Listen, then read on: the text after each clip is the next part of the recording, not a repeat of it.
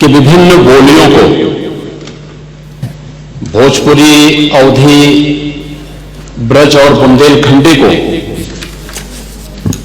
इस सदन में सम्मान मिल रहा है और हमारी सरकार तो इन सब के लिए एक एकेडमी का भी गठन, अलग अलग एकेडमी के गठन की कार्रवाई को भी आगे बढ़ा रही है।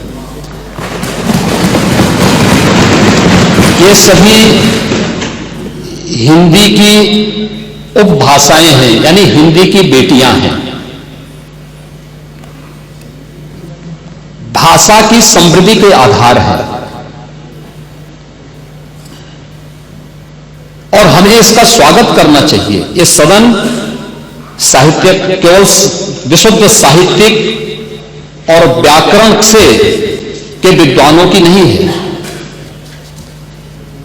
आम जन का प्रतिनिधित्व करने वाले माननीय सदस्य समाज के विभिन्न तबके से आए हैं। अंतिम पायदान पर बैठे हुए व्यक्ति की आवाज को भी इस सदन में मुखरता मिले, इसके लिए अगर किसी को हिंदी में वह धारा प्रवाह नहीं बोल सकता तो उसको भोजपुरी में भी अपनी बात को रखने का अधिकार मिलना चाहिए, अवधी में, ब्रज में या बुंदेलखंडी में उसको रखने का अधिकार मिलना चाहिए।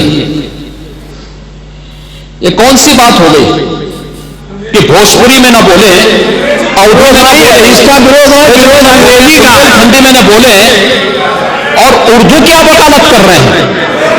एक बड़ी विचित्र बात है।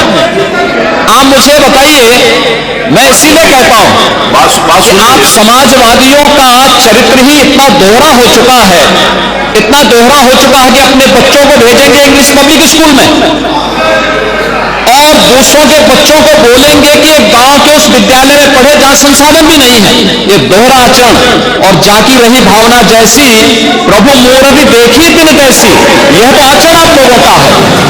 इसीलिए आपने कल भी भोजपुरी का विरोध किया, अवधी का विरोध किया, बुंदेलखंडी का विरोध किया और आप लोग अपने दैनिक जागरण में, दैनिक जीवन में इस प्रकार के आचरण के आदी हो चुके हैं और इसलिए अध्यक्ष जी इसका अभिनंदन हम लोग करते हैं और इन बोलियों को सम्मान मिलना चाहिए। इनके संरक्षण के लिए ही हमारी सरकार भोजपुरी एकेडमी का गठन कर रही है, अवधी एकेडमी का गठन कर रही है संत तुलसीदास जी के नाम पर। इसी के आधार पर ब्रज भाषा इतनी समृद्ध भाषा है। सूरदास जी ने अपनी सभी रचनाएं उसी भाषा में दी हैं। संत तुलसीदास जी ने अपनी कालजयी रचना रामचरितमानस, जो इस सदन में ही नहीं उत्तर भारत के अंदर और भारत से प्रवासी हुए जितने भी ऐसे लोग हैं जो मॉरिशस में या दुनिया के फिजी में या दुनिया के किसी देश में गए, उनके संकट काल में रामचरितमानस ही तुलसीदास जी का अवधी भाषा में रचा गया, रामचरितमानस ही उनका सहारा बना था। और आज जब उसको सम्मान मिल रहा है तो आप उसका विरोध कर रहे हैं। बड़ी विचित्र सी स्थिति है। आप हर अच्छे कार्य का समाज आज के यही ढोंग है आप लोगों का, यही ढोंग है। हर अच्छे कार्य का आप विरोध करेंगे, हर अच्छे कार्य का आप विरोध करेंगे। हर अच्छा कार्य जो प्रदेश के हित में है, देश के हित में है, आप उसका विरोध करेंगे। और मुझे लगता है इस प्रकार के विरोध की निंदा होनी चाहिए और हम इसका समर्थन करते हैं जो उत्तर प्रदेश की बोलियों को सम्मान मिल रहा है। मैं आपका धन्यवाद करूंगा, विधानसभा सचिवालय को इस बात के लिए धन्यवाद दूंगा।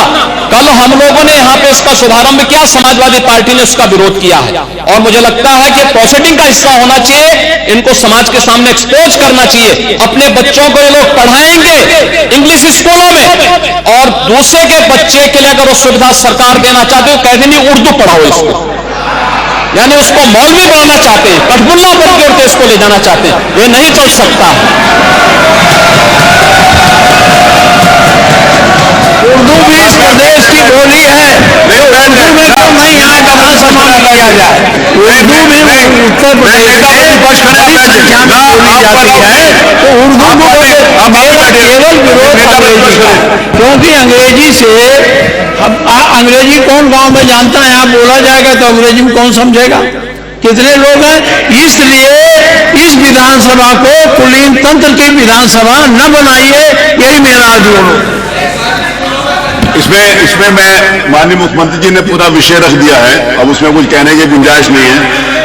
जिस समय देखिए बहुत सारे समय पर एक मिनट प्लीज, नहीं आपको अलाउड नहीं है प्लीज। बहुत सारे अवसर के ऊपर हमारे माननीय प्रतिपक्ष के नेताओं ने भी कहा कि बेसिक के शिक्षा के ऊपर भी अंग्रेजी स्कूल खोलो।